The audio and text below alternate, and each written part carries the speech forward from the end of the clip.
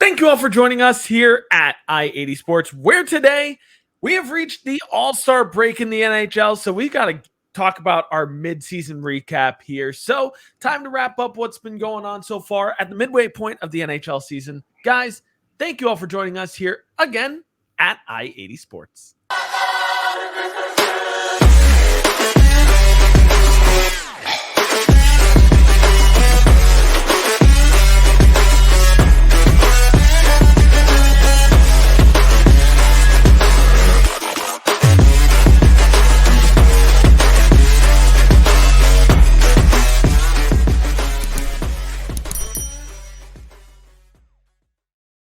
Thank you all for joining us here again at I-80 Sports.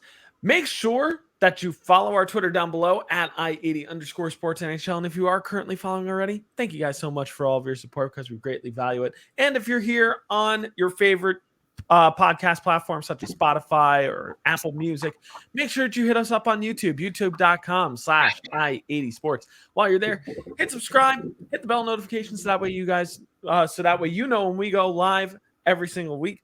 And make sure you drop a comment down below. Let us know what your thoughts on the midpoint of the NHL season are. Who do you think are some of the best teams? What teams are disappointing you so far? Who are some of your favorite players to watch thus far? I know what mine is so far, but we'll talk about that once we get there. I'm Brian. He's Tom. Tom, how are you doing today? Doing well. And here we are. Been an interesting time in the world of hockey. We're at the midway point. We've had some interesting news. We've had some, I guess, not so great news in depending on how you look at it, happen recently as well. So why don't we just get right to it? We'll get right to it indeed. Before we jump into our mid-season recap, we are going to hit up just some light news, even though there was one bombshell that happened just a few days ago. But we'll talk about that once we get there. It's time to hit up our traffic report. What's been going on in the news this week? The I-80 Sports Traffic Report, where you can find all your news and notes from the week. As we mentioned before, it is the NHL All-Star break, so a lot of teams are getting their rest in and getting some much-needed break from the NHL season. Some teams who've been working really hard and shows on the stat sheet, and some teams that just really want the season to end already. But nevertheless, there's still a little bit of news that we got to talk about this week. Let's start with the sad side of the news to start off with. Unfortunately, former Chicago Blackhawk Bobby Hull has passed away at the age of 84.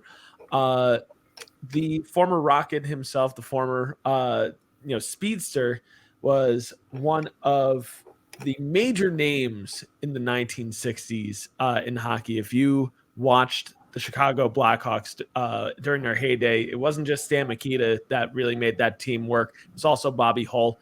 Tom, what are your thoughts on Bobby Hull as you remember him? I mean, as I remember him, he his off-ice antics we are not going to talk about. I'm just going to say that right now. I think a lot of you know what happened off the ice with him. We will not delve into that. If you would like to speak to me about that, please contact me personally, and I can give you my opinion on that whole thing. But we're not going to talk about that right now. I mean, yeah, he was really the first great left winger ever in the game, really. Up until he was there, the left wing was just sort of your defensive plugger on a forward line. You know, that was sort of the guy who just did all the dirty work in the corners. Your right wing scored, your center was your playmaker. He was really the first left winger to defy that philosophy. You know, he was a Chicago Blackhawk great, led them to a Stanley Cup in 1961, which would be their only cup for 49 years. At the time, until they broke that record in 2010, that drought rather. He was the first player in hockey history to be paid $1 million when he made the jump to the WHA with the Winnipeg Jets. And he literally was a poster boy for rising player salaries. Up until then in the 70s, a lot of players, and one I can name off the bat, Phil Esposito, who was a teammate of his in Chicago for a time before being traded to the Boston Bruins.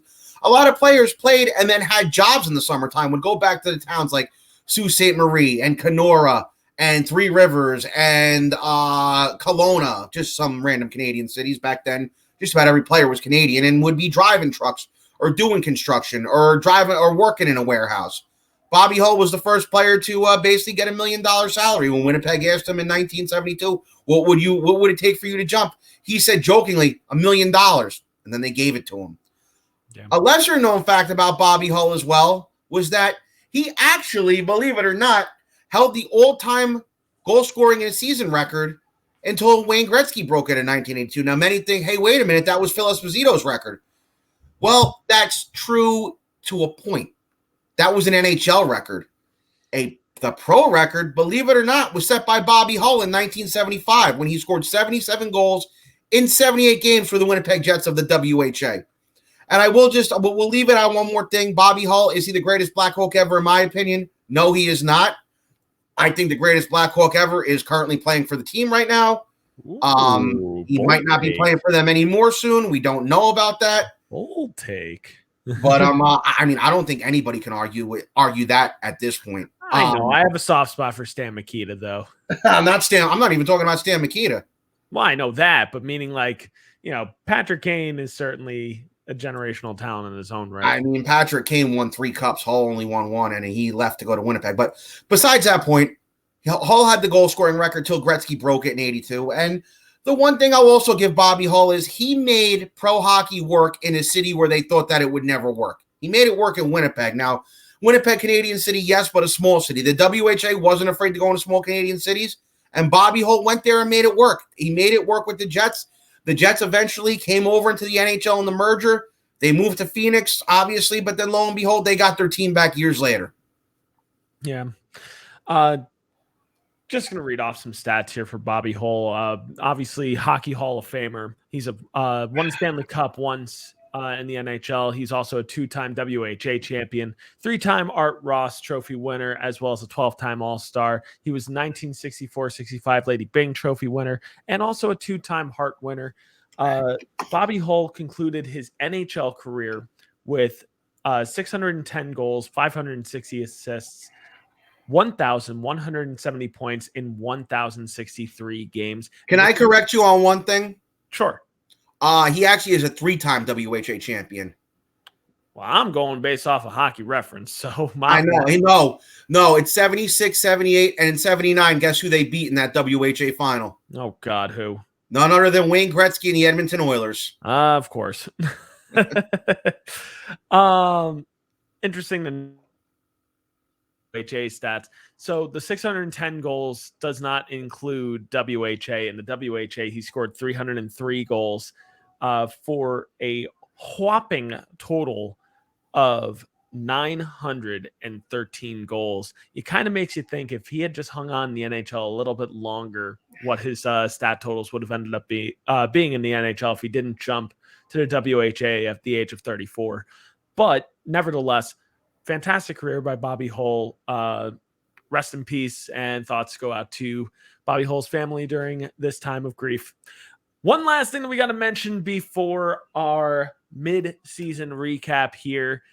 I mean, it's not that big a news. Oh, yeah, a major trade also just happened. The Vancouver Canucks have started the fire sale, and have started it early.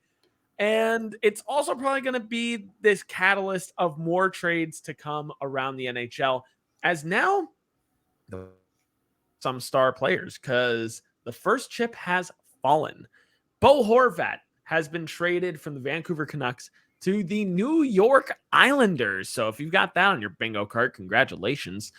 Going over to the Vancouver Canucks in this trade is Anthony Beauvillier, former first-round pick Atu Ratti, and a top 10 protected 2023 first-round pick. So, Tom, immediate reaction here. We're going to be talking like trade deadline nitty-gritty stuff next week as we're about a month away from the trade deadline at this point.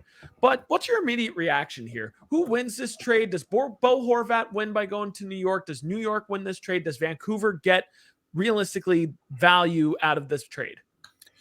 I think Vancouver gets value with the conditional first-round pick. I think they got 2 picks, if I'm not mistaken. No, it was a conditional first-round pick. Yeah, it's a conditional.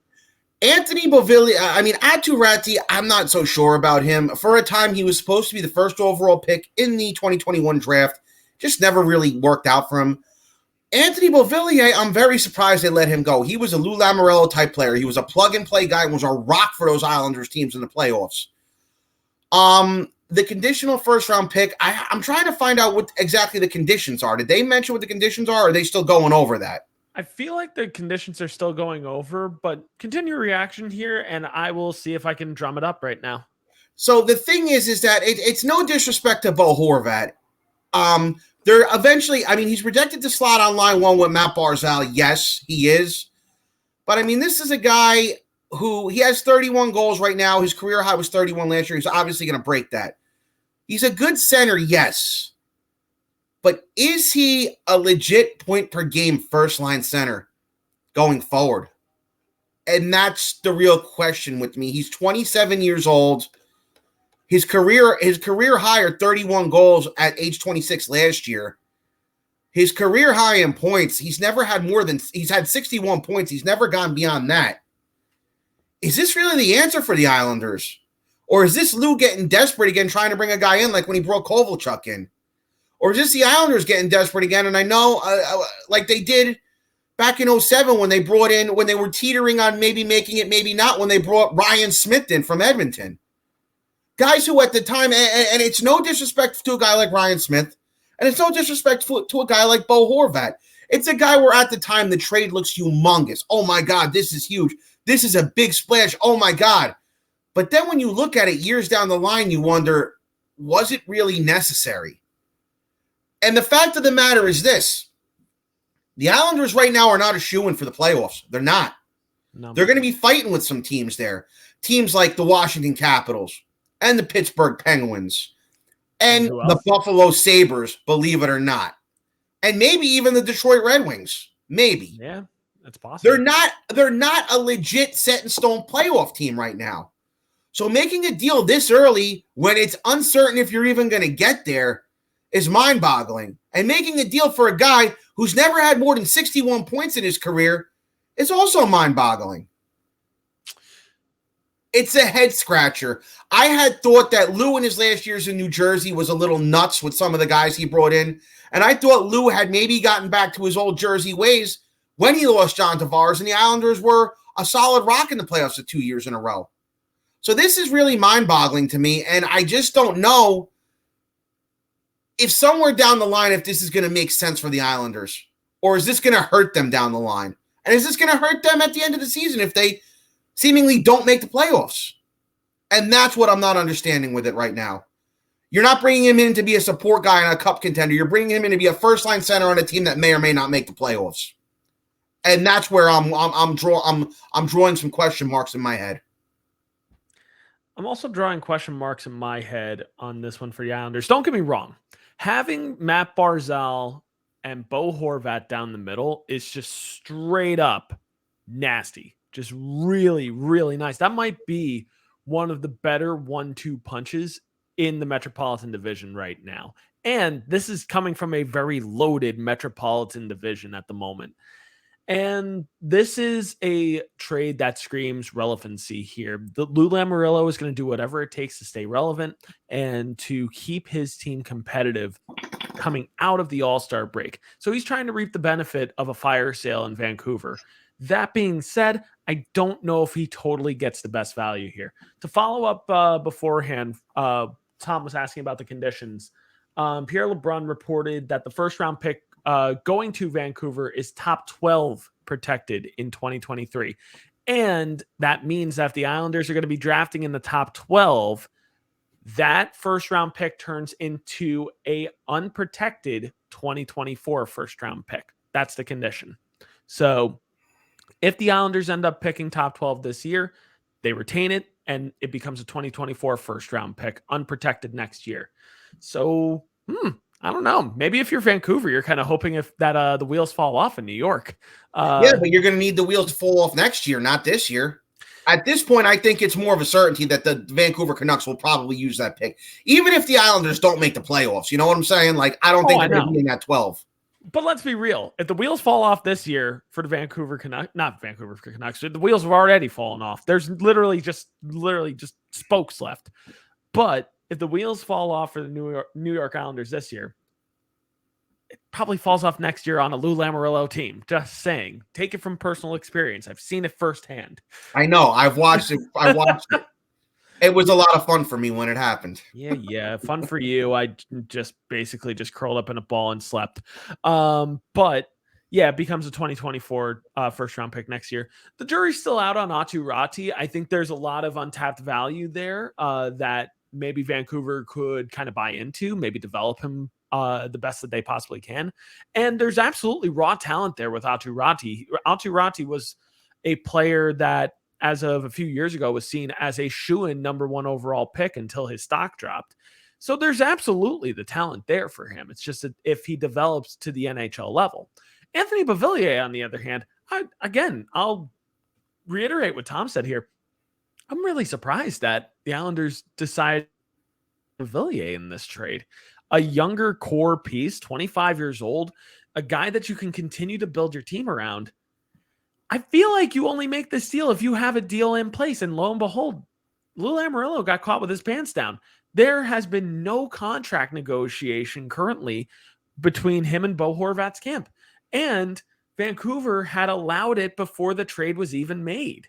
So it leaves you kind of scratching your head. It's just like, how are you going to get this done? Now, I'm kind of curious before we move on from this. I do want to actually take a look at cap friendly. You can say what you need to say. No, I have one thing to say too. The other team that was in the race were the Boston Bruins. It's not like the Islanders and the Bruins are competing for a playoff spot here either. I don't understand what he was racing against the Bruins for. The Bruins are far and away better than everybody else. What would the Boston Bruins getting Bo Horvat have to do with anything with the Islanders' progress going on through the rest of the season? That's what I'm also not able to wrap. Like, okay, if it were the Rangers or the Penguins or the Caps and it was between Lou and one of those teams, okay, I could understand that. It was between them and the Bruins. What the Bruins do is going to have no reflection on where the Islanders go the rest of this year. That's also another thing that I'm not able to wrap my head around either. True. One thing I do want to mention here with just mentioning cap friendly here. They currently, the New York Islanders, that is, have $2.5 million in cap space at the current moment this season. So they still have room if they want to make another deal as well. And they could be buyers at the deadline. Lou Lamoriello is going to try his hardest to really try to win a playoff spot somehow, some way. Brute force it, if you will. But that being said, that $2.5 million, you don't really have that space all of a sudden next year because you get a $2 million pay raise to Matthew Barzal starting next year. So he goes from making $7 million a year to $9.15 million a year next year. Though you do have Semyon Varlamov coming off the books next year. And more than likely, either the Islanders restructure that deal or they just let him walk for a cheaper piece, which Ilya Sorokin is more than ready to take the reins fully as the Islanders' number 1 goaltender for sure. Like he's a Vezina favorite right now and has been playing out of his mind. I would absolutely give the reins to Sorokin. So you have $5 million right there of Semyon Varlamov's contract coming off the books. You also have Scott Mayfield's $1.45 million contract coming off the books as well. Although it will be interesting to see if the Islanders do end up re-signing him and what it would take to do that. So realistically, it's not impossible for the Islanders to get a deal done here. It's not completely out of the question, but it still does have you kind of scratching your head and wondering, well, will they actually get a deal done? Or is this just going to be an audition for Bo Horvat in the Eastern Conference in general? It was an audition for Ryan Smith all those years ago, who was basically lauded like Bo Horvat is right now. Ryan Smith did not stay with the Islanders. He left at the end of the season. And that Islanders team that loaded up with Ryan Smith thinking they'd take him to the promised land went home in 5 games to the Buffalo Sabres in round 1. Yeah. Lou Lamoriello is going to have to get his pitch reel ready here because it's going to take a lot to try to get that done. Anthony Beauvillier also going over to the Vancouver Canucks. I really like because I think he plugs in really nicely on the wing right now, on left wing for the Vancouver Canucks moving forward. I think maybe plugging him with Elias Pettersson could be a really, really nice touch and a really nice move. Currently in 49 games played, Anthony Beauvillier has 9 goals and 11 assists. That's 20 points on the season. A lot of Islanders players are underperforming, though, and have been for the past 2 years. They're not a goal-scoring juggernaut, and they really rely on that rock-solid defense and rock-solid goaltending. That's a Lou Lamoriello team, though. That's the way it has always been. Low goal scoring, but also even lower goal scoring on the other end. So this is going to be interesting to see how this deal morphs and evolves over the next, half a year. Personally, I like this for the Vancouver Canucks. I think you get really good value here for Bo Horvat, realistic value as well. You get an NHL player that is going to be part of your roster next year. You get a prospect, a pretty high prospect that could turn into a really interesting NHLer if he does pan out. And you get a first-round pick that you get to throw around and do whatever you want with. It becomes magic beans, if you will. You can either pick somebody really, really good. You can use that in a trade, or who knows what ends up happening. So it's going to be interesting to see how this trade evolves. I think Vancouver in the immediate wins this. If the Islanders manage to A, make the playoffs, and B, re-sign Bo Horvat, I don't know. It could be a win on both sides, to be honest. We'll just have to see what happens. All right, let's move away from this for right now. Let's talk about our midseason recap. It's time to pump the brakes.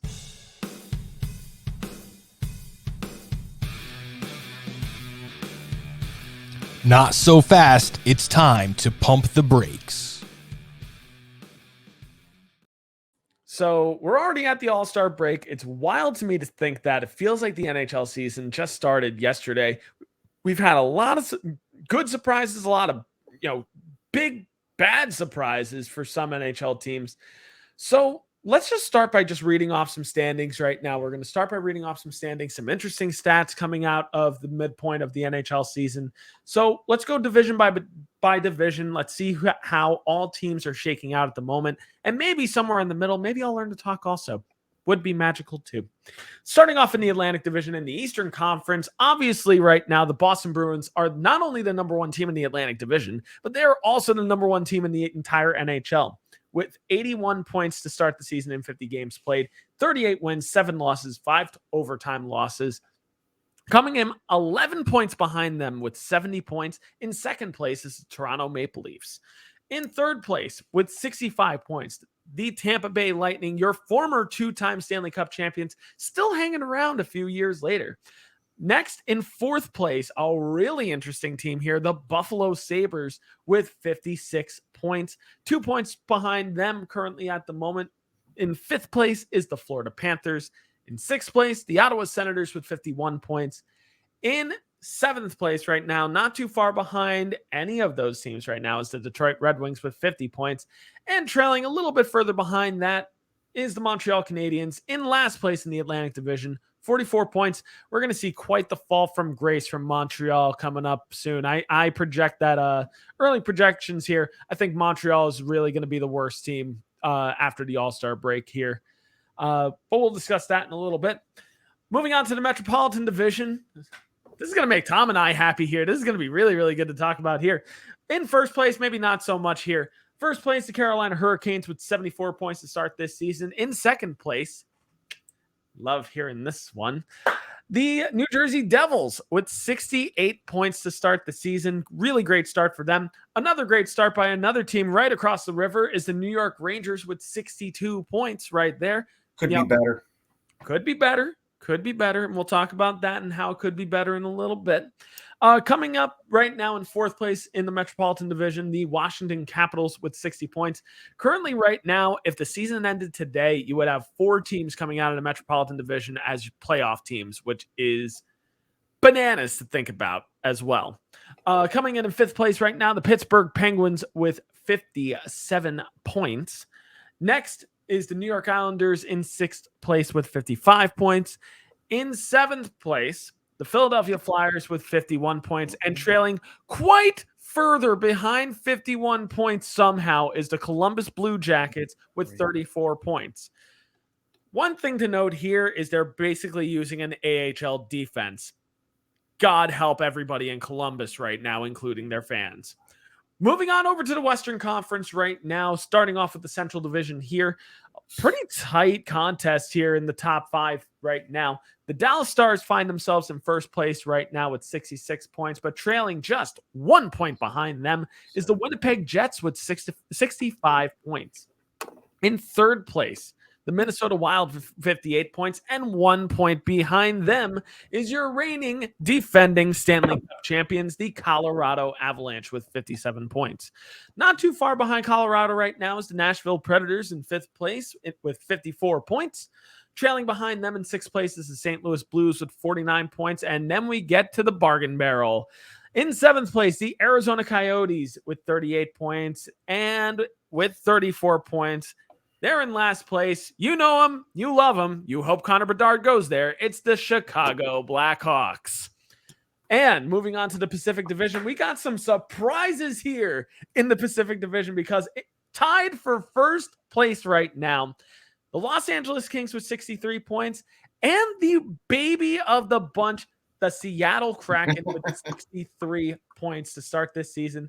And the not so baby anymore, Vegas Golden Knights trailing 1 point behind both first place teams in 3rd place at the moment with 62 points. Again, that's the Vegas Golden Knights with 62 points in 3rd place in the Pacific Division. In 4th place right now, the Edmonton Oilers with 60 points. I don't know how you have a guy that has almost 90 points on the season so far, and you still find yourself in 4th place in the Pacific Division. Look at the Penguins during the Yager years, though. It was the same thing. It's just it's bananas to me. I don't get it. After Lemieux retired, when it was just Yager basically steering the ship. Pretty much. In 5th place right now, you got the Calgary Flames with 57 points. And now we go bargain hunting. In 6th place, the Vancouver Canucks with 43 points. Behind them, 2 points behind them. In 7th place, the San Jose Sharks. And in last place, again, you know him, you love him. Maybe Connor Bedard goes there. It's the Anaheim Ducks. And you might as well call them the Mighty Ducks because they are a Disney franchise right now. Holy moly, Michigan's everywhere. But yeah, standings are crazy right now. A lot of surprises here, a lot of good surprises here. It's good to see some variety this season. Not the same teams in first place and making playoff pushes right now. Just fun to see. Let's talk about some stats real quick, some important notes for some NHL players doing some really nice things. Connor McDavid is currently leading in points and goals at the moment in the NHL. Connor McDavid currently has 92 points in 48 games played and 41 goals to boot as well. He is currently on a pace to score potentially over 60 goals this season, which would shatter what Austin Matthews did last year, who led the league in goals as well. Be interesting to see if he ends up passing him. Behind Connor McDavid in points right now are the likes of Leon Draisaitl, Nikita Kucherov, David Pastrnak, Tage Thompson, and Jack Hughes. So really interesting players there. Some new faces near the top of the points leaderboards at the moment, which is really, it's just a breath of fresh air to just see, newcomers like Connor McDavid, Leon, okay, maybe not them, but, the likes of Tage Thompson, Jack Hughes, Jason Robertson near the top of this list as well. Really fun to see to start this season. In goals behind Connor McDavid, Connor McDavid leads the league with 41 goals. But behind him right now, not too far behind him, is David Pastrnak with 38 goals. And then trailing behind him a little bit further is, again, Tage Thompson, Mikko Rantanen, Jason Robertson, and Jack Hughes. So fun stuff to see. On the goalie side of things, Linus Ullmark has been one of the most dominant goaltenders to start this season. A 1.9 goals against average and a .936 save percentage. That leads both of those categories. And he also leads in the win department too with 25 wins to start this season. Crazy to see. Other goaltenders that I do need to mention here that are also having fantastic starts to their year. Jake Ottinger of the Dallas Stars, Connor Hellebuyck of the Winnipeg Jets, Ilya Sorokin of the New York Islanders, Vitek Vanacek of the New Jersey Devils, and Philip Gustafson of the Minnesota Wild. Amazing how Philip Gustafson has done in relief of Marc-Andre Fleury to start this year. It's been a real surprise. And again, breath of fresh air. It's really cool to see new, different faces lead the league and things. Even more bananas to me. Do you realize who is behind Linus Ullmark right now in wins, Tom? You know what? I don't know off the top of my head. It's not Jake Ottinger, right? Or am I right on that? Jake Ottinger is not in that top 5 right now. I'm going to read you the top 5, and I think you're going to kind of shake your head and just be like, wow. Because a couple of names like you would expect to be up there, but then others, not so much. So Linus Ullmark leads with 25 wins. Behind him is Connor Hellebuck with 24 wins. Tied for third, Andre Vasilevsky and Martin Jones. Martin Jones has 23 wins with the Seattle Kraken this year. I forgot Martin Jones even was playing for the Seattle Kraken and even in the NHL again.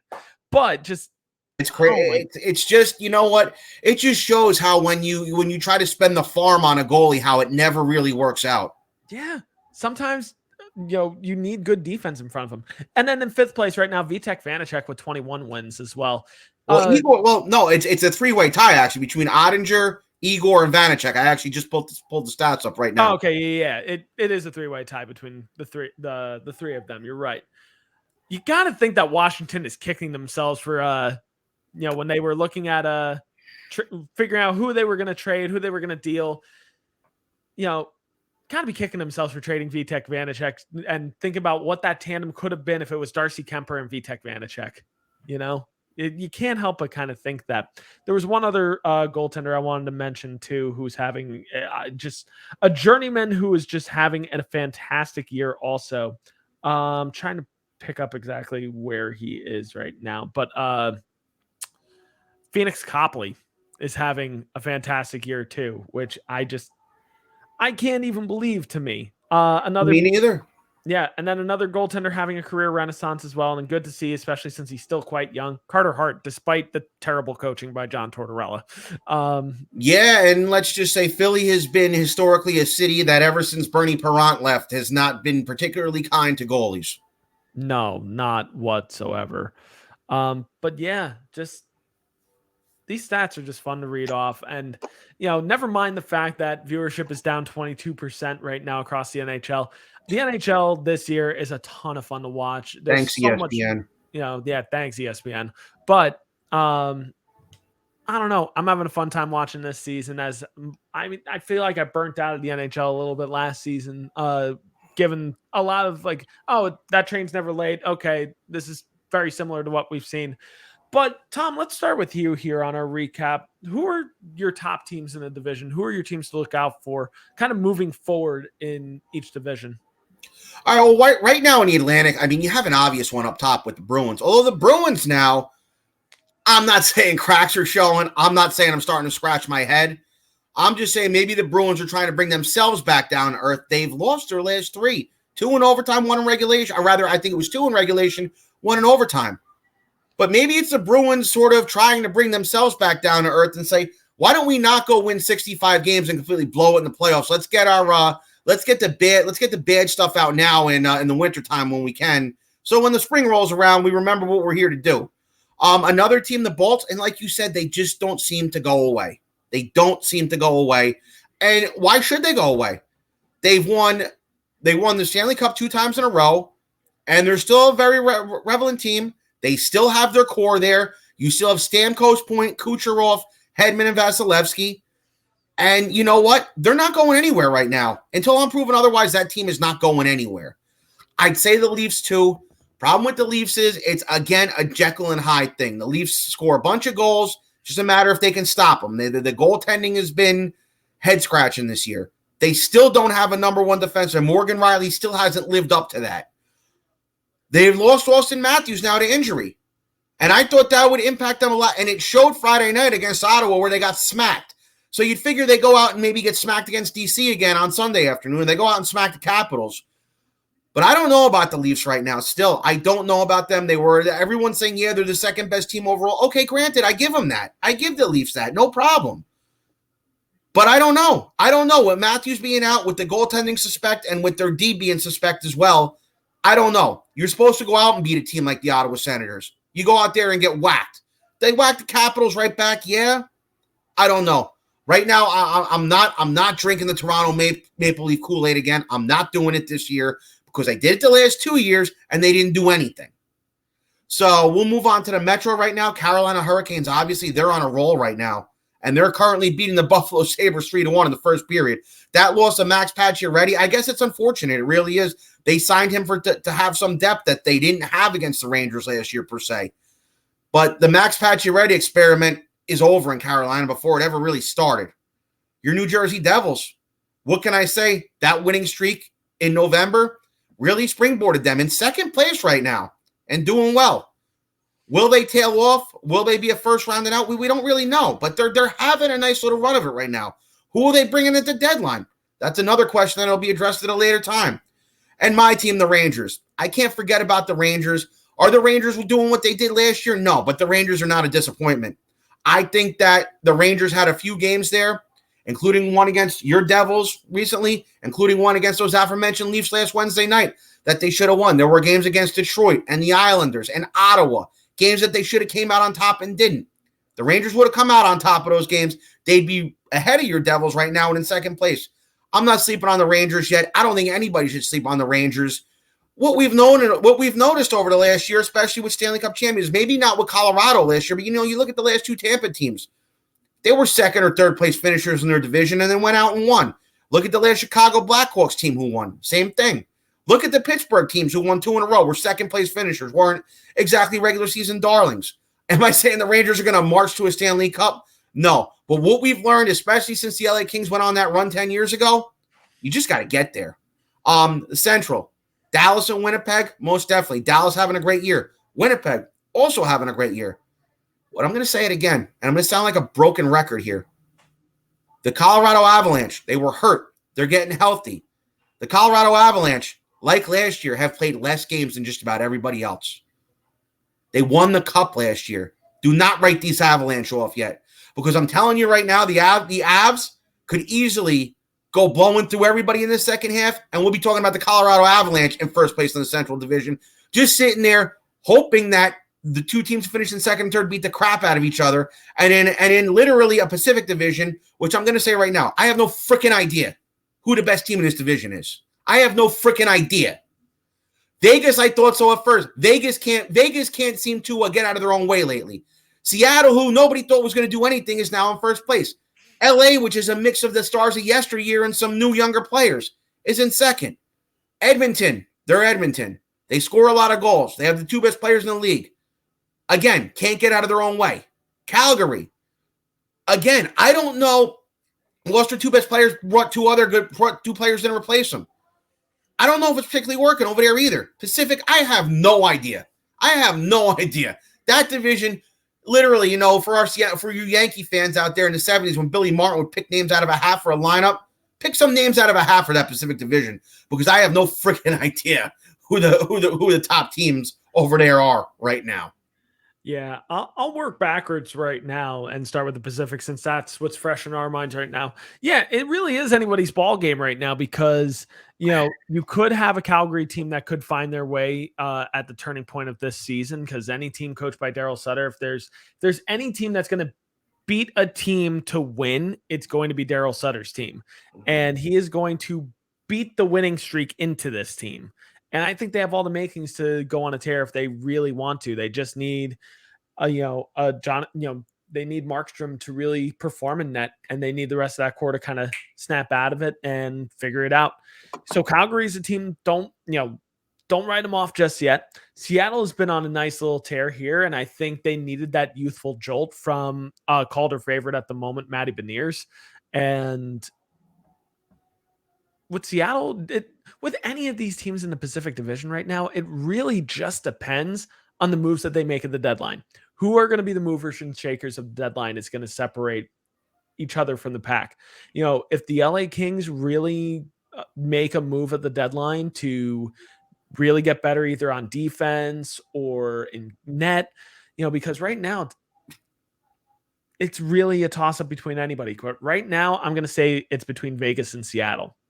I think LA, the jury's still out when it comes to LA at the moment, just because I want to see what they do at the deadline. If they have competent goaltending, or if they somehow win the Erik Karlsson sweepstakes, which they're kind of primed to be in a position to potentially do, we could be looking at a juggernaut with the LA Kings at the moment. But right now, until that, I'm going to say Vegas and Seattle. I think they're the more put together teams. I think they're the better coach teams at the moment.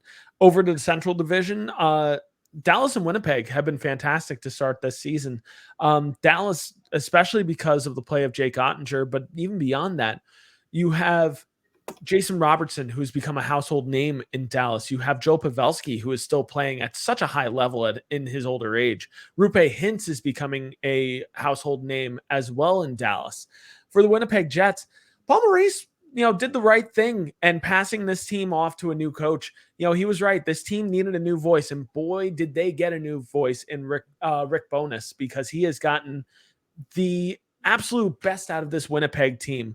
And they've been performing really well, and I really don't see them slowing down anytime soon. The Colorado Avalanche, you cannot leave them in the rearview mirror. Tom's absolutely right.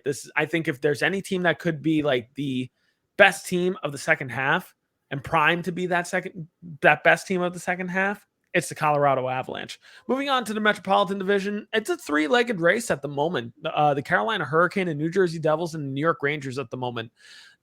All three of these teams are performing at such a high level right now that it's going to be really tough for me to see all three of these teams not make the playoffs at the moment. I think Carolina has been fantastic. I think it's a big blow to lose Max Pacioretty, but you know what? They've been playing the entire season without Max Pacioretty, so it's not that big a loss. The New Jersey Devils, I think, are priming themselves for a playoff run themselves, and who knows? Maybe they could go into the playoffs and maybe, win a first round matchup, maybe win a second round matchup. Who knows? I think, even just making the playoffs this year for New Jersey would be a huge plus, because this is a younger and developing team that I think this wouldn't be their only time making the playoffs in the coming years. I think New Jersey is going to be a playoff team for years to come, especially with the leadership currently behind Nico Hischier, Jack Hughes, and Dougie Hamilton. Just fantastic things coming out of New Jersey. And with the New York Rangers, you have the best goaltender in the entire Metropolitan Division in Ilya Sorokin at the moment, with a Sorokin, come on. Oh my God, Igor Shesterkin. I'm still stuck on the New York Islanders. That's why. Because they're not New York, they're Long Island. The Rangers are the city's team. Everybody knows that. Long Island, they're not quite. I'm sick of them putting the Empire State Building up on TV when the Islanders are in the playoffs. Yeah, it's the same thing when put up Long Beach or something, or like a Long Island Railroad train coming in from Penn Station. I don't know. Pretty much. It's kind of like showing the Empire State Building when the Philadelphia Flyers play, which is probably close enough because they put Philadelphia Eagles colors on the Empire State Building. Or when they're showing it a couple of years ago for Rutgers football, because Rutgers is right next to Manhattan. Oh, yeah, exactly. It's just a stone's throw away from Manhattan. Yeah. But yeah, I mean, with the fantastic play of Igor Shesterkin so far with the New York Rangers and potential Norris caliber play of Adam Fox at the moment, which he's going to be competing pretty heavily with Erik Karlsson for that trophy this year. Yeah, Rangers have just been very good as well. I think what it's going to boil down to in the Metropolitan Division is who ends up, making their team better at the deadline. Once again, just like with the Pacific Division, what does New Jersey end up doing? Are they going to maybe possibly sell a few assets to pick up a player like Timo Meier or Max Domi or Brock Besser? What is that going to cost if they try to do that for the New York Rangers? We've been hearing all these, slow burning rumors of like maybe bringing in a major face into to New York. Is it time for Patrick Kane in New York? It's going to be interesting to see how that develops going forward. For the Carolina Hurricane, how can they make their team even better as well? Will they possibly go out and get a winger as well to maybe replace what they could have gotten in Max Pacioretty at this point? A lot of interesting things to see. Also, don't rule out the Washington Capitals either, because they just got Nicholas Backstrom back. They just got Tom Wilson back. Washington's not going anywhere. And Pittsburgh is the absolute wild card in this matchup as well, because they're not really going away either. They're staying competitive also. It's age and health with the Penguins. It's age and health. Yeah. Washington is a little bit younger than Pittsburgh. By a year, maybe-ish. But well, yeah. Remember, Tom Wilson and Evgeny Kuznetsov came in a little bit later, as opposed to the guys that Pittsburgh has, like Crosby, Malkin, and Carter, are virtually all around the same age. Yeah. It's true. I mean, with Pittsburgh and Oshie as well with the Capitals. I'm sorry. Yeah, and it's the twilight now for Washington and Pittsburgh. It's just going to be a question of, are they going to potentially sell off assets in the coming years, and what is that going to look like? Will be fun to watch, but they're still staying competitive in the Metropolitan Division. They're not going anywhere just yet. In the Atlantic Division, I mean, to me, this is really, it boils down to 3 teams right now in the Atlantic Division. Obviously, the Tampa Bay Lightning aren't going anywhere right now. They're still very competitive. I'll be interested to see how they try to fill out that bottom 6 right now, because that is the area that's a little depleted at the moment right now for the Tampa Bay Lightning. I'll be interested to see what role players end up picking up in the coming weeks, because I think they could kind of, get some role players for cheap, and that's going to be the fun and interesting thing to watch out for the Bolts. Keep that in the back of your head as well. Keep that tucked under your cap. The Toronto Maple Leafs obviously aren't going anywhere, but as I've said before, and I'll say it again, win 4 games in April, and then we'll talk, because I'm not going to buy into whatever they're doing right now. I'm not going to buy into Matt Murray. I'm not going to buy into Ilya Samsonov. Win 4 games in April, and then I'll actually talk. That's all I'm going to say. Boston Bruins, I mean, think about this. Coming into the season, we were basically saying to ourselves, well, you know what? It's going to be really tough for them to win in this Atlantic Division. They were banged up to start the season. They were an aging team. It looked like they made a desperation move to bring back a nostalgia act in David Krejci, and lo and behold, Boston Bruins are off to a historic start, as we mentioned last week, and they basically put every team in the rearview mirror. Boston right now is the absolute favorite in the entire NHL, and for rightful reason. David Pastrnak could very well be the Hart Trophy winner by the end of the season, and it would be fun and interesting to see and fun to watch too. But yeah, those are our top teams to start the NHL season at the moment. Tom, who's disappointed you so far this season? This can be teams, this can be players. Who's disappointed you thus far?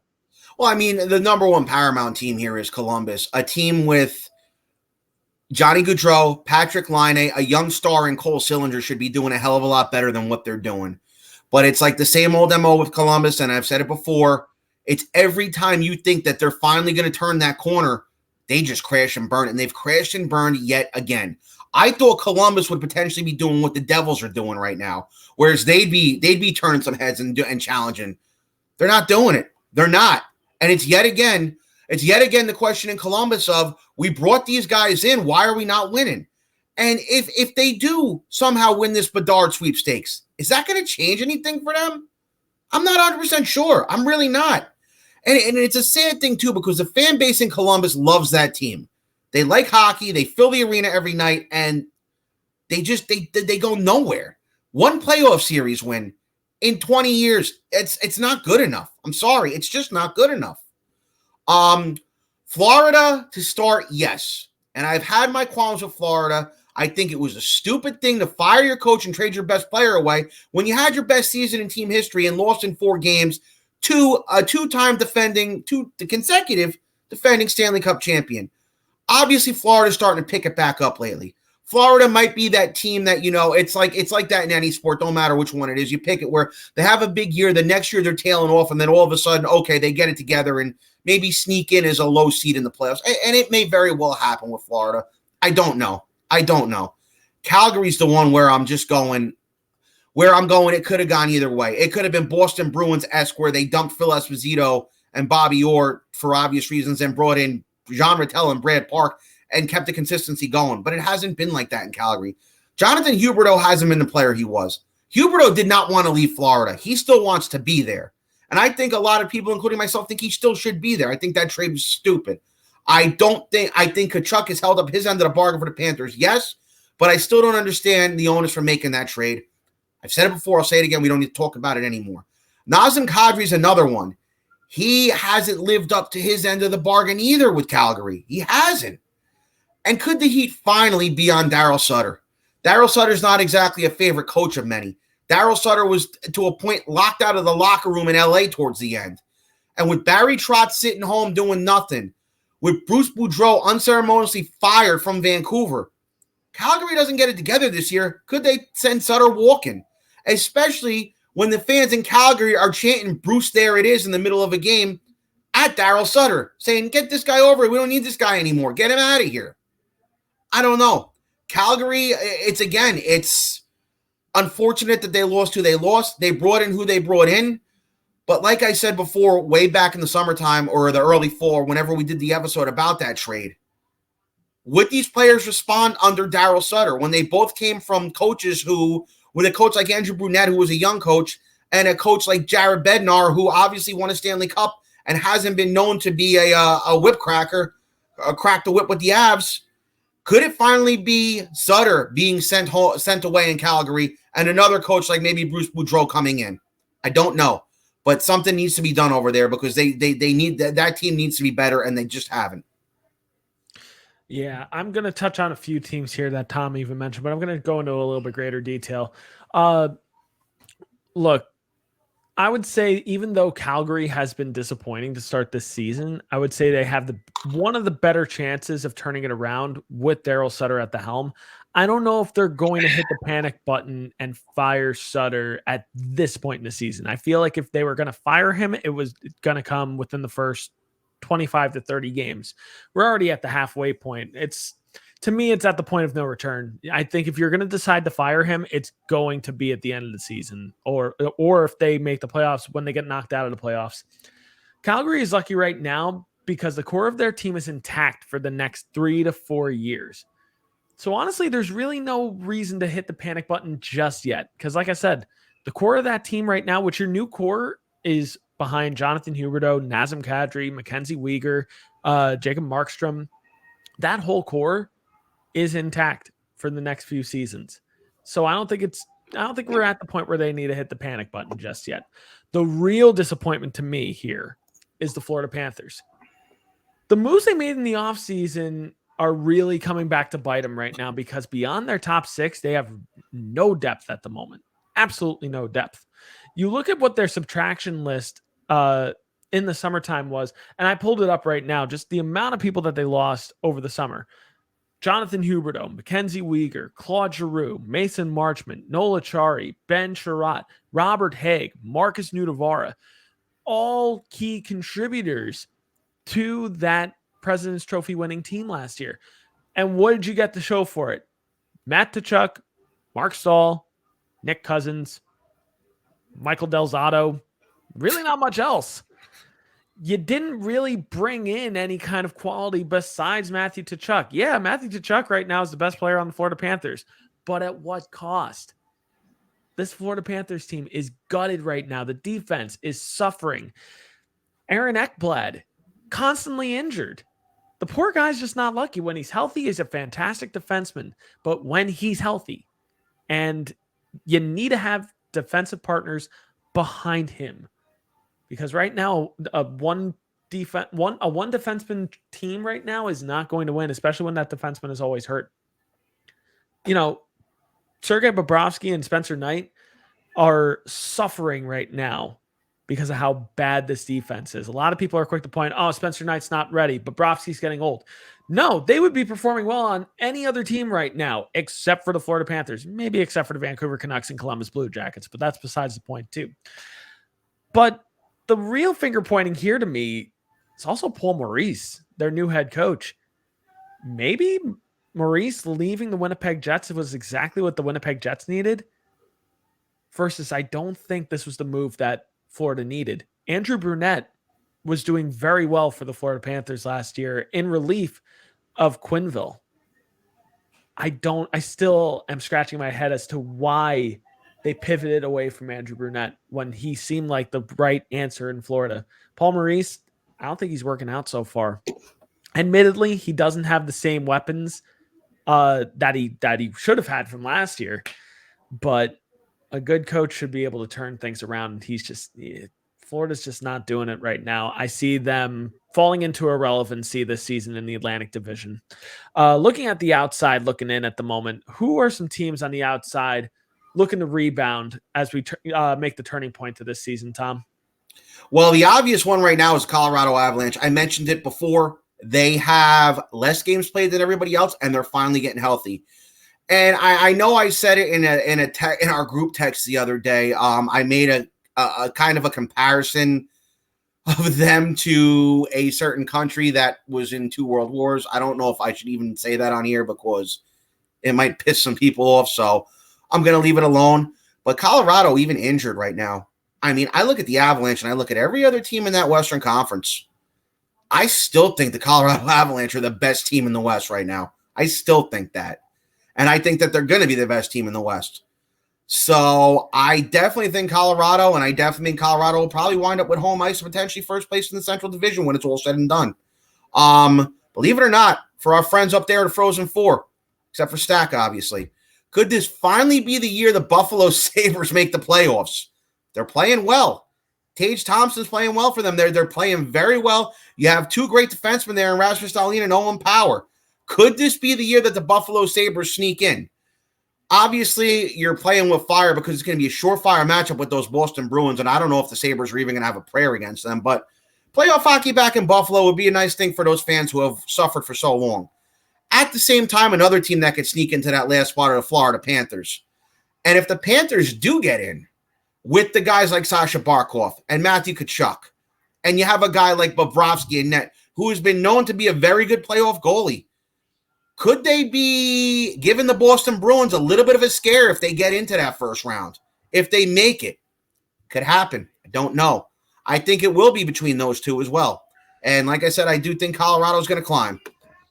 Yeah. For me, I think now that the Washington Capitals are healthy, I think they really could challenge the New York Rangers and New Jersey Devils moving forward. The Rangers, I think, will need to make a move at the deadline to catch New Jersey or Carolina, or even just to stay relevant with Washington. And what that move is going to look like for the New York Rangers, who knows? But I think it would be worth exploring maybe a potential blockbuster type of move for New York. Personally, me and Tom, you can tell me I'm wrong. Rangers fans, you can tell me I'm wrong. I'm going to come out and say it. I don't see what anybody else sees in Alexis Lafreniere. And the way that the New York Rangers are currently using him, I think is a detriment to his development at the moment. And I think if you're going to potentially go out and get a Patrick Kane, you need to actually think realistically and consider maybe using Lafreniere in a deal to make that happen.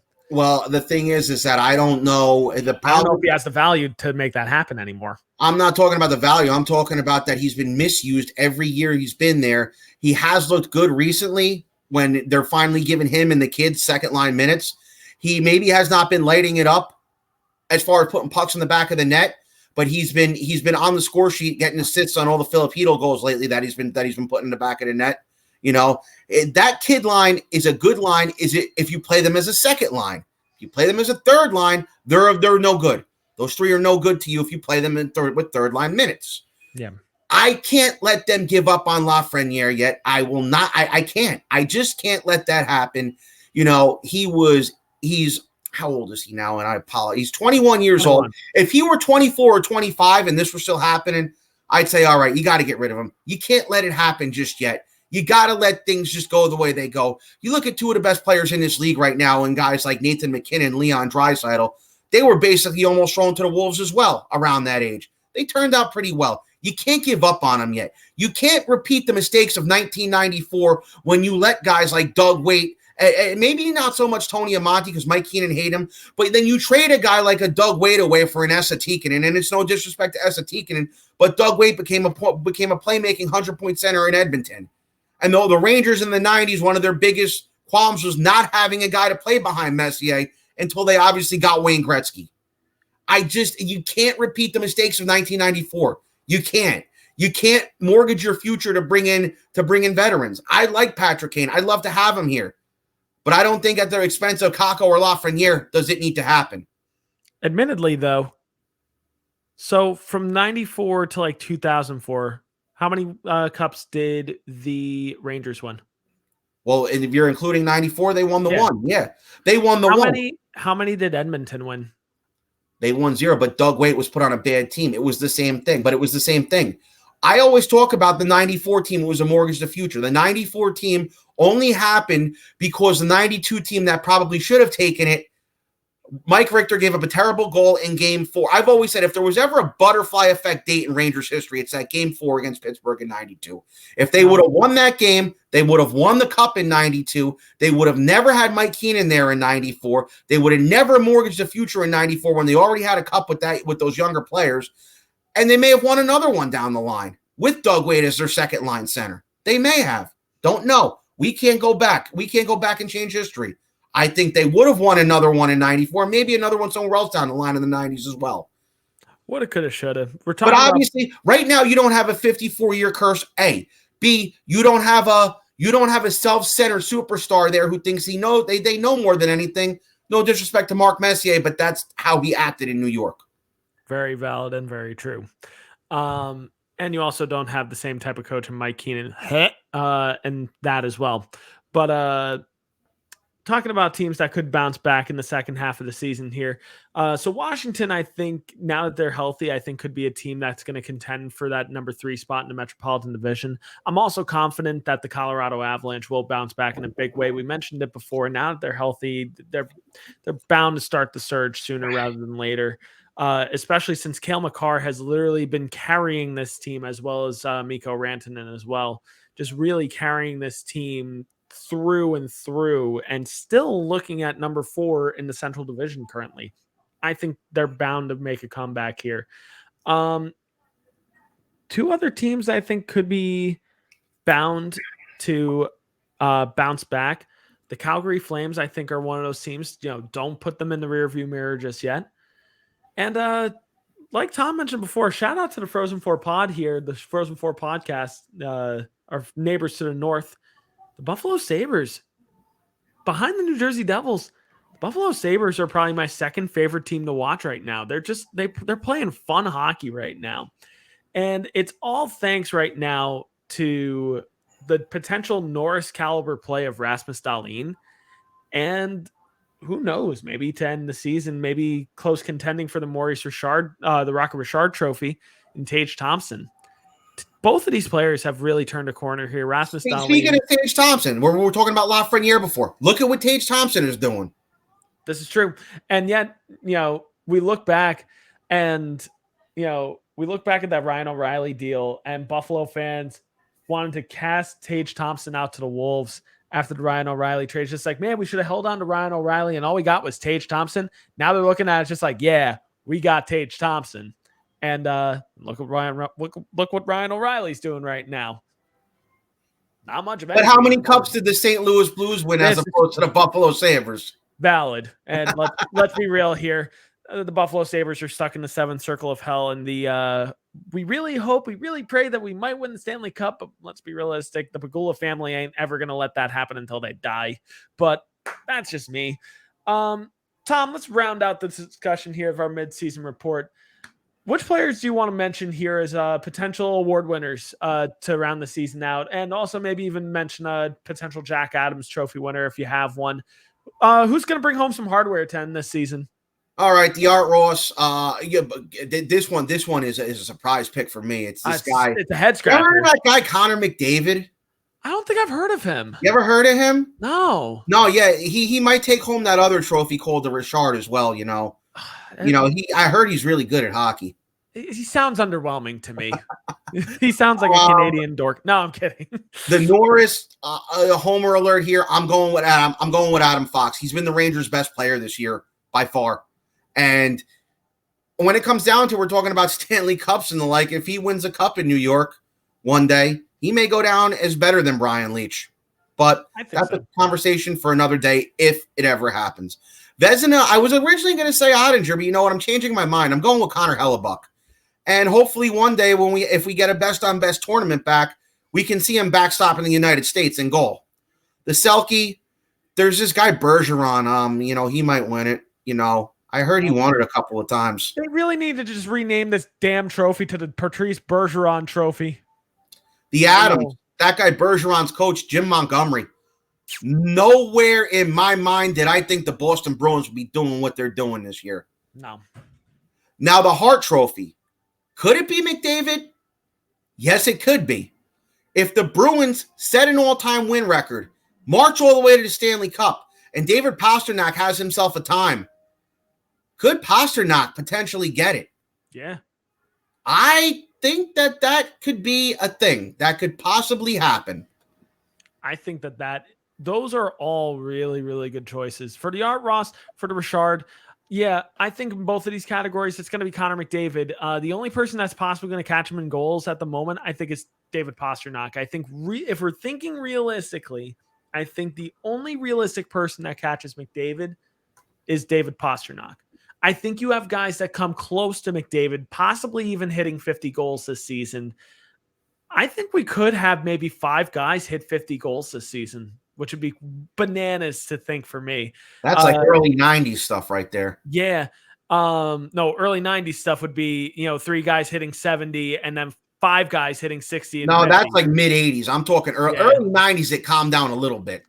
A little bit, but you still had Bernie Nichols scoring. You still have Bernie Nichols scoring 76 goals in like 91 or 92, and then you had Teemu Selanne hitting 76 when he came in the league, and Alexander McGillivray maybe more like mid 90s. Yeah, late 90s. Not late 90s. Go into the dead era of the mid 2000s when they made the pads bigger. Yeah, I think McDavid is likely your Art Ross and Rocket Richard trophy winner. Norris Trophy, I've got a few names here to consider. I think Adam Fox is definitely in that discussion. I hold no qualm against him. I think it would be unfair not to put Erik Karlsson and Rasmus Dahlin in the discussion as well. I think we need to really firmly put both of them in the discussion for the Norris Trophy this year. For the Vezina Trophy, I think right now Linus Ullmark is the odds-on favorite at the moment in my mind. But then you also have guys like Jake Ottinger, Connor Hellebuyck, and oh my goodness, I had it and then I lost it. Igor? Yeah, Igor's going to be in that discussion. Ilya Sorokin is the other name I was trying to think of. Even Vitek Vanacek might get a couple pity votes as well. I think he's done quite well to start this season as well. Linus Ullmark, I think if he keeps it up, I think we'll get a well-deserved Vezina Trophy win, though. The Selk Trophy, I think, there's this guy in Boston named Patrice Bergeron who could be a very big favorite. I do want to throw some love also to a few other players, though, in this category. I think Michael Backlund is a guy that we could look for a trophy win here. I think Nico Hischier, I think, should be considered as well for his stellar play, his two-way play as well. So I'll be a homer in that sense. Going to be a homer again in Jack Adams Trophy. I think Jim Montgomery is absolutely a favorite for that as coaching the Boston Bruins. Can we throw a little bit of love for Lindy Ruff of the New Jersey Devils, potentially in his final year as a head coach? I think that would be really poetic in his final year as a head coach to win the Jack Adams, especially if he brings New Jersey back to the promised land. If Boston wasn't doing what they were doing, or they were doing it with Bruce Cassidy, I'd probably give him a little more credit. Right now, you're about to set a record with a first-year coach. I mean, I got to give credit where credit's due. Funny part about it is that I don't give Linus Ullmark as much credit because that team is stacked. Yeah, and that's true. But I guess my only point was with Lindy Ruff, it's his final season. Would be kind of nice to see before he rides off into the sunset. And then for the Hart Trophy, I think it's honestly possible that Connor McDavid wins it, especially if they go on a deep playoff run, maybe even find themselves in the playoffs to begin with.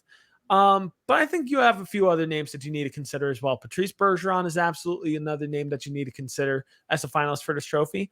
You got to consider Jack Hughes at this point for the New Jersey Devils, though, because he is one of the biggest reasons why New Jersey has been staying afloat and in second place in the Metropolitan Division to start this season. Jack Hughes also, by season's end, could set franchise records in goals and in points for the New Jersey Devils for a single season. So that's something to consider as well. I mean, look at the Lou teams. That's all I'm going to say. This is true, but this is also, and fun fact here, even on Lou teams, the single season record holders right now in a single season for goals, Brian Giunta with 48, and Zach Parise came close, I think, with like 46 in 1 year. Okay. And Patrick Elias in points, 96 points in one season on one of those Lou teams as well. So it wasn't completely dead. It wasn't. No, I know that. I just feel like just about any other team, it would be above 50 or above 100 on a point on a record. Yeah, and that's true. And then the other dark horse that I do want to mention as maybe a potential dark horse finalist for the Hart Trophy this year, Jason Robertson of the Dallas Stars. I think he is very much worth putting under consideration for Dallas as well, because he's been one of the biggest contributors for the Dallas Stars this season. But rounding out our episode here with our question of the day, and Tom, I'm going to turn it over to you on this one. Of the teams that we have mentioned, who would you be the most excited to see in the playoffs if the playoffs were to start today? Who would I be? I mean, I'd be excited to see my own team, the Rangers, in the playoffs. If not your home team. It's really hard. The Pacific, for as bad as it is, it'd just be real interesting to watch all those bad teams having to play each other in a 7-game series. Sometimes two bad teams playing against each other in a series can be a lot of fun. Like that Philly-Pittsburgh series back in 2012. That could be interesting. Be interesting, Seattle, their first year in the playoffs, if they have to play Edmonton in the first round. You have a new team that's very defensive in nature against the best player in the league.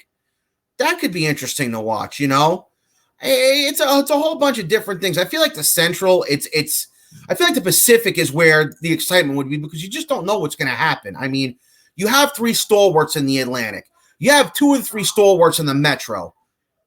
The Central's kind of boring. That Pacific division could be bonkers come playoff time.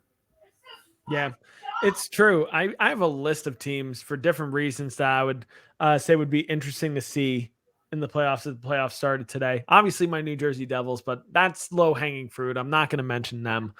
I'm going to be dark. The Toronto Maple Leafs. Do you know why?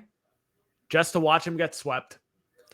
I don't know if they're going to get swept. It's the Maple Leafs MO. They'll go to 7 and lose game 7. And until I'm proven otherwise, I am not buying what they're selling. And the funny part about the Leafs is, and I meant to mention this earlier, with Austin Matthews being out now, and if they can't right the ship, they could find themselves without home ice in round 1. This is true. Actually, if the I'm actually kind of curious right now. I'm going to pull this up. If the season were to end today, it would be Leafs and Bolts in round 1. With the Leafs with the home ice advantage right now, just like last year. Oh, go Bolts at that point. Oh, my goodness. That would be amazing. I don't think anybody is sneaking into those top 3 spots in the Atlantic. I just don't see it happening. I think you're set in stone there. I think you're set in stone with the Bruins as number 1, but it's going to be interesting what happens. Actually, wait a minute. No, it would not be the Bolts playing the Leafs at the moment. Why wouldn't it be? Because I'm looking at the top 8 right now in the entire East. No, it's not. Come on, this. It's not done that way. I know, fair, but yeah, it would be Tampa Bay and Toronto at the moment. I thought it would have been Tampa. I thought it was about to be Toronto and New York, but because that would be more fun to watch for you. I'll take that any day. I'll take that all the way to the bank. Other fun teams that I think would be fun to watch if the season ended today as potential playoff teams. Seattle, I mean, they're the big wild card at the moment just because you don't know what this team's going to look like come playoff time. The other one I'm going to say too, the Winnipeg Jets. I feel like if this team makes it to the playoffs, I think they're going to be a team not to overlook once you get to the playoffs. I think they could be a really, really fun team once we get to the playoffs, especially if Connor Hellebuyck continues his Vezina-like tear at the moment. I think Hellebuyck has really picked it up here for the Winnipeg Jets and really propelled them forward.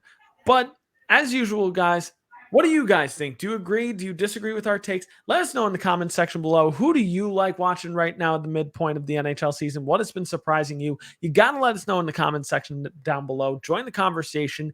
And while you're there, hit the like button and subscribe if you like what we're talking about. Hit the bell notifications. That way you know every time that we go live.